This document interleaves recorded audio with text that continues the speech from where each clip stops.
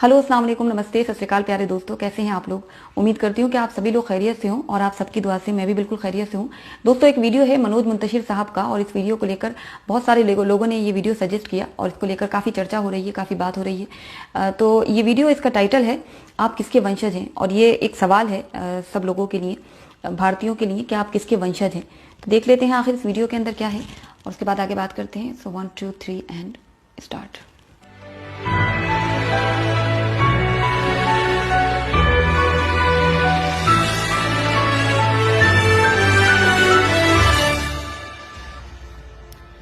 2400 साल पहले भारतवर्ष की इसी धरती पर चाणक्य ने घोषणा की थी कि जो राष्ट्र शास्त्र पढ़ना छोड़ देता है वो समाप्त हो जाता है। क्यों कहा था ऐसा चाणक्य ने? क्यों जरूरी है कागजों में छुपे अतीत को जानना? क्योंकि अतीत को जाने बिना भविष्य निर्माण की कोई संभावना है ही नहीं। जो देश अपना इतिहास भूल जाता है उसका भूगोल अपने आप समाप्त हो जाता है। जो लोग भुला देते हैं तारीख को अपनी, उन लोगों का ज्योग्राफिया बाकी नहीं रहता। पिछली कई सदियों से हमने अपने इतिहास की जमीनें लावारिस छोड़ रखी हैं। हम न उन जमीनों की ओर देखते हैं, न वहां जाते हैं, न परवाह करते हैं कि हमारे बाप दादा की जमीनों में कौन सी फसल बोई जा रही है और वो फसल कौन बो रहा है, किस नीयत से बो रहा है या फिर किस बदनीयती से बो रहा है। कहीं ऐसा तो नहीं कि हमारी उपेक्षा कुछ शैतानी ताकतों के लिए मुंह मांगी मुराद बन गई और उन्होंने गौतम और नानक के इस जमीन में कलंक के बीज बो दिए। बिल्कुल यही हुआ है। तभी तो हम इस हद तक ब्रेन वॉश्ड हो गए कि अचानक हमारी प्री प्राइमरी टेक्स्ट बुक में गा से गणेश हटा के गा से गधा लिख दिया गया और हमारे माथे पर बल तक नहीं पड़ा। हमारे घर तक आने वाली सड़कों के नाम भी किसी अकबर, हुमायूं, जहांगीर जैसे ग्लोरीफाइड डकैत के नाम पर रख दिए गए और हम रिबन काटते हुए मौका परस्त नेताओं को देखकर तालियां बजाते रहे। अचानक नैरेटिव बदल दिया गया। आदर्श राज्य कैसा होता है? जैसा अकबर का था। अच्छा, तो राम राज्य क्या था? वो आदर्श नहीं था। और अकबर के राज में हजारों किसानों को जजिया न देने के लिए फांसी पर टांग दिया गया था। ये आदर्श राज्य में होता है? ये तो हमें ढोल बजा के बताया गया कि अकबर ने जजिया माफ कर दिया था, लेकिन माफी से पहले जजिया का खूनी इतिहास हमें कभी नहीं पढ़ाया गया। और उसी अकबर ने वापस गैर मुसलमानों पर जजिया लाद दिया था, यह भी नहीं पढ़ाया गया। चित्तौड़गढ़ में 30,000 सिविलियंस को जिहाद के नाम पर काट डालने वाला आदर्श राजा था। आगरे के किले के सामने मीना बाजार लगवाने वाला जिल्ले इलाही था। जिल्ले इलाही यानी खुदा की परछाई। ये कौन सा खुदा है जिसकी परछाई इतनी काली है? मुझे अफसोस होता है जब मेरे कुछ मुसलमान भाई मुगलों और तुर्कों की तरफ उठने वाली उंगलियों को इस्लाम की तरफ उठने वाली उंगली मान लेते हैं और उसके खिलाफ हो जाते हैं। जागिए, आप अकबर के वंशज नहीं हैं। आपके पूर्वज वही हैं जो हिंदुओं के हैं। आपका इतिहास वही है जो हिंदुओं का है। और अकबर ने तो इस्लाम को जड़ से मिटा देने के लिए कोई कोशिश बाकी नहीं रखी। पढ़िए इतिहास, समझिए दीन इलाही को। आप जान जाएंगे कि अगर अकबर का बस चलता तो इस्लाम का नामो निशान तक बाकी नहीं रहता। अपने हीरोज और विलेंस जात पात से ऊपर उठकर चुनिए, जो इस महान देश की परंपरा है। रावण कौन था? एक ब्राह्मण था। भगवान ब्रह्मा की डायरेक्ट ब्लड लाइन में जन्मा था, लेकिन आपने किसी ब्राह्मण को रावण की स्तुति करते हुए देखा है?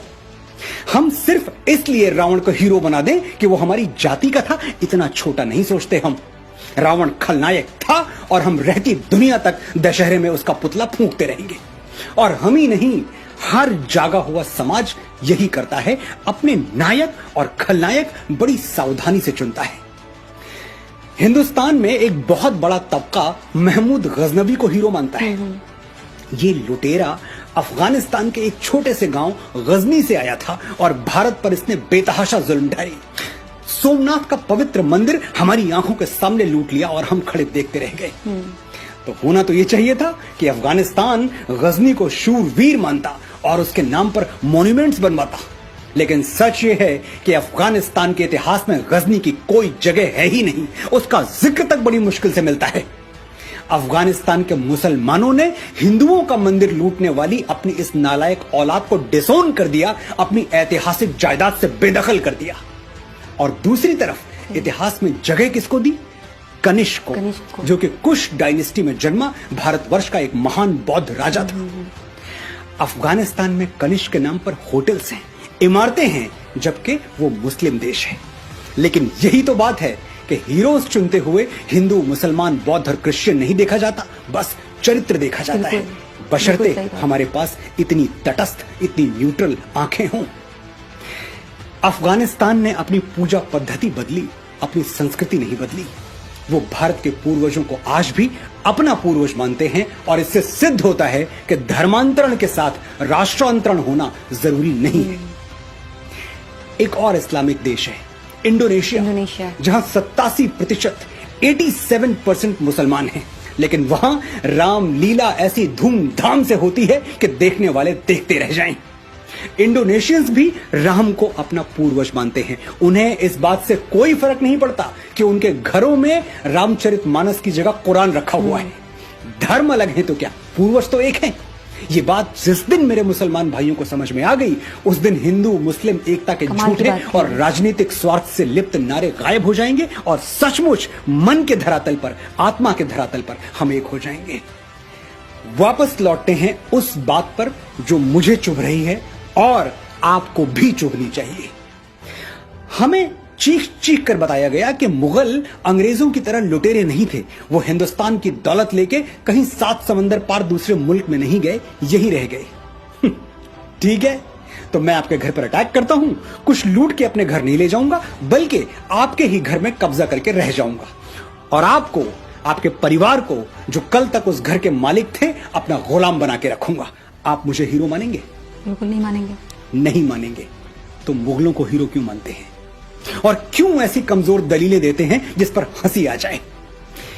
एक और दलील है कि मुगलों की हुकूमत में 200 सालों तक कोई सिविल वॉर नहीं हुआ, इतनी शांतिप्रियता बनी रही। यह किसी ने नहीं बताया कि ग्वालियर के किले में मुगलों की तरफ उठने वाली आंखों में जलता हुआ सरिया घोंप दिया जाता था, तो बगावत की हिम्मत कौन करता? और ग्वालियर कोई अकेला किला नहीं है। मुगलों के शासन में ऐसे हजारों कंसंट्रेशन कैंप्स थे जो हिटलर के कैंप्स को शर्मिंदा कर दें। जिन आतताइयों ने तख्त को रिश्तों, नातों, मर्यादाओं और उसूलों के ऊपर रखा, हुकूमत के नशे में अपने बाप को काल कोठरी में ठूंस दिया, अपने ही भाइयों के गर्दनें उतार ली। अगर उनके राज में शांति बनी रही तो वो शांति ऐसी ही थी जैसे सद्दाम हुसैन ने इराक में बनाकर रखी थी या फिर किम जोंग टू ने नॉर्थ कोरिया में बनाकर रखी हुई है। ये दोनों नाम गूगल कर लीजिएगा, आपको मेरी बात समझ में आ जाएगी। ये मुगल और तो खैर कहीं भारतीय संस्कृति से प्रभावित नहीं हुए, लेकिन बाबा तुलसी की एक चौपाई का अनर्थ इन्होंने जरूर कर दिया। भय बिन होए न प्रीत, डर के बिना शासन नहीं चल सकता। बस ये भूल गए कि श्री राम ने किन परिस्थितियों में डर का सहारा लिया था। जब समुद्र हजारों विनतियों के बावजूद उन्हें लंका जाने के लिए, अपनी प्राण प्रिया सीता को रावण के चंगुल से छुड़ाने के लिए रास्ता नहीं दे रहा था, तब राम विवश हो गए थे बल प्रयोग के लिए। विनय न मानत जलधि जड़, गए 3 दिन बीत, बोले राम सकोप तब, भय बिनु होए न प्रीति। राम ने साम्राज्य विस्तार के लिए कभी भय का सहारा नहीं लिया। राम राज्य में रहने वालों के लिए राम की घोषणा क्या थी जानते हैं? राम राज्यवासी त्वम प्रोचिरस्व ते सिरम, न्यायार्थम युद्धस्व सर्वेषु समम कर, परिपालय दुर्बलम विधि धर्मम वरम, प्रोचिरस्व ते सिरम, राम राज्यवासी त्वम। You live in Ram's kingdom, hold your head high, fight for justice, treat all as equal, protect the weak, know that dharma is above all। Sir उठा के जियो, निर्भय होके जियो, ये राम राज्य है। ऐसे राज्य की तुलना अकबरी कुशासन से हंसी आती है। हम सदियों से इस बात पर खुश होते आ रहे हैं कि शेर शाह सूरी ने दुनिया की सबसे लंबी सड़क बनवा दी, लेकिन श्री राम ने समुद्र पर, पानी पर पुल बना दिया। इसके लिए हम सैटेलाइट इमेजेस मांगते हैं, वरना विश्वास ही नहीं करेंगे। महाराणा प्रताप ने हल्दी घाटी का युद्ध हारा नहीं, ये सिद्ध करने में उस महान मेवाड़ी वीर की आत्मा को 450 साल लग गए। उस दिन हल्दी घाटी में वो राजपूत कुलद्रोही मान सिंह तो महाराणा को नहीं हरा पाया, लेकिन हमारे अविश्वास ने हरा दिया। और महाराणा कोई अकेले नहीं है, पता नहीं अपने कितने वीरों को हमने गुमनामी की अंधी सुरंग में एड़ियां रगड़ के मर जाने दिया, और उन जालिमों को झुक के सलाम बजाते रहे जिनके दुष्कर्मों से भारत मां आज भी खून के आंसू रो रही है। समय आ गया है कि हम अपने गिरेबान में झांक कर देखें। जयचंद के नाम पर हम थूकते हैं, लेकिन एक पल के लिए ठहर के सोचिए, कहीं जाने अनजाने हम भी अपनी संस्कृति और सभ्यता के जयचंद तो नहीं बन रहे, उससे छल तो नहीं कर रहे। मैं प्रेम के मीठे गीत लिखने वाला एक साधारण सा लेखक हूं। आज मेरी बातों में आपको क्रोध और कड़वाहट नजर आई होगी, लेकिन मैं इसके लिए क्षमा प्रार्थी नहीं हूं। मेरा ये क्रोध अगर करंट बनकर आपको नींद से जगा दे तो मैं इस क्रोध का आभारी रहूंगा। मुझे खुद जागने में कई बरस लग गए, आप इतना लंबा समय न लें। मेरे अनुभवों से सीखें, सच्चे इतिहास के दबे हुए स्वर गुंजायमान करें, अपने बच्चों के लिए सही आदर्श, सही नायक छोड़ें, झूठे नायकों के मुखौटे उतार के फेंक दें, अपनी विरासत को माथे से लगाएं और इस धरती मां का ऋण चुकाएं जहां मैं और आप बीज बन के फूटे हैं और एक दिन राख बनकर समा जाएंगे। जय भारत, जय भारती। बहुत बहुत बहुत अच्छा वीडियो, एक आई ओपनर, एक थॉट प्रोवोकिंग वीडियो लगा मुझे ये। और जैसा कि उन्होंने कहा कि वीडियो में आपको मेरा क्रोध और कड़वाहट नजर आ रही होगी, लेकिन मुझे तो इस वीडियो में उनका सच और साहस नजर आया। सच में दोस्तों, उनकी कई बातों पर लोगों को सोचने की जरूरत है दोबारा से कि आखिर जो इतिहास पढ़ाया गया है, क्या वही इतिहास मान लेना चाहिए, या इतिहास के पन्नों को जिस तरह से डिजाइन कर दिया गया। और चाणक्य बिल्कुल सही कहते हैं कि शास्त्र ज्ञान जो के एक इंसान को उसके बुरे कामों को करने से रोकता है, अपने इतिहास को जानना चाहिए। और ये बहुत अच्छी बात कही कि अपने हीरोज और अपने विलन्स को अपनी जात पात से ऊपर उठकर चुनिए, जो कि इस महान देश की परंपरा रही है। वरना जयचंद को आज क्यों लोग गाली देते हैं। तो समझने की जरूरत है इस वीडियो के अंदर कही एक एक बात को, क्योंकि उन बातों में बहुत गहराई है और इतिहास को जानने की, सही से पढ़ने की जरूरत है कि आखिर हमारे पूर्वज कौन थे और हम क्यों मुगलों को ग्लोरीफाई करने वालों के पीछे चलने लगते हैं। कुछ फिल्म मेकर जो मुगलों को ऐसे बना के दिखाते हैं कि वो राष्ट्र निर्माता थे, और जबकि वो सही इतिहास मुझे लगता है ना उन्होंने खुद पढ़ा है और ना वो पढ़ने देना चाहते हैं लोगों को। और एक बात बहुत अच्छी लगी जो उन्होंने कहा कि जो देश अपना इतिहास भूल जाता है तो उसका भूगोल अपने आप ही समाप्त हो जाता है। तो ये बहुत बड़ी बात है। और जैसा कि बताया जा रहा है, एक तरह का एक शुरू हो जाता है हमारे देश में एक एजेंडा, एक प्रोपेगेंडा शुरू हो जाता है कि इसमें एंटी मुस्लिम बातें कही गई हैं, इसमें एंटी इस्लामिक बातें कही गई हैं। तो मुझे पूरा वीडियो मैंने देखा और कुछ भी ऐसा नहीं लगा जो कि कुछ भी मुसलमानों के खिलाफ हो या कुछ भी इस्लाम के खिलाफ कहा हो। उन्होंने बिल्कुल सच बात कही। आप उन मुगलों को, उन लुटेरों को, उन खूनी दरिंदों को आप कैसे राष्ट्र निर्माता मान सकते हैं, या कैसे उन्हें अपना पूर्वज मान सकते हैं, जो जजिया कर अदा ना करने पर न जाने कितने हजारों लोगों को एक साथ मार दिया करते थे। जो उनको पसंद आ जाए वो उसे उठा के ले जाया करते थे, जो जबरन धर्मांतरण करवाते थे। और ये भी बहुत अच्छी बात कही कि धर्मांतरण का मतलब राष्ट्रांतरण नहीं होता।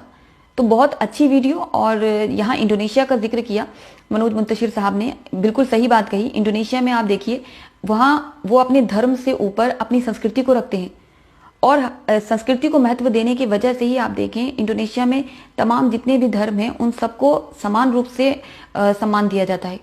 और अफगानिस्तान की जो गजनी की बात कही, तो जिसने मंदिरों पर आक्रमण किया, जिसने इतना जुल्म सितम किया, तो उसको तो अफगानिस्तानी खुद ही अपना हीरो नहीं मानते हैं। वो कहीं से भी इस तरह के आक्रमणकारी, इस तरह के लुटेरों को ग्लोरीफाई अफगानिस्तान में नहीं किया उन लोगों ने, बल्कि उन्होंने कनिष्क को अपना हीरो माना है। और ये बात बिल्कुल सही बताई है कि अफगानिस्तान में कनिष्क के नाम पर इमारतें हैं, उनके नाम पर वहां पर होटल्स हैं, लेकिन कहीं पर आपको गजनी का नाम वहां आपको नहीं मिलेगा।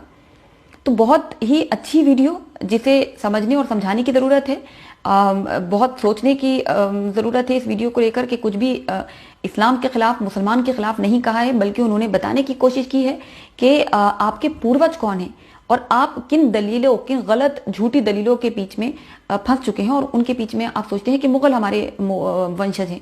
आपको वीडियो कैसा लगा आप मुझे कमेंट सेक्शन में जरूर अपनी राय बताएं। और मुझे तो एक बहुत ही, जिसे कहते हैं, एक बहुत ही सुलझी हुई, बहुत ही अच्छी वीडियो लगी, जिसमें बहुत समझने की जरूरत है उन लोगों को जो इसको गलत तरीके से लोगों तक पहुंचा रहे हैं, इसको गलत तरीके से पेश कर रहे हैं कि इसमें मुसलमानों के खिलाफ, इस्लाम के खिलाफ कुछ बोला है। उन्होंने ऐसा कुछ नहीं बोला है। उन्होंने उन लुटेरों, उन खूनी दरिंदों के बारे में बात की है जिनकी नज़र में कुछ था ही नहीं इंसानियत का होना, जिन्होंने सिर्फ इस देश के अंदर एंट्री की थी अपने लालच में, जिनको यहाँ पर लूटमार करनी थी, जिनको अपना हुक्म चलवाना था, तो वो खुदा की परछाई कैसे कहला सकते हैं। तो दोस्तों बहुत अच्छा वीडियो, और आपकी जो भी राय हो आप मुझे कमेंट सेक्शन में ज़रूर बताएं, और तब तक अपना ख्याल रखें। एक नई वीडियो के साथ मैं आपके सामने फिर हाजिर होंगी, तब तक के लिए मुझे इजाज़त दें। अपना और अपने इस प्यारे मुल्क का ख्याल रखें। बहुत बहुत शुक्रिया। जय हिंद।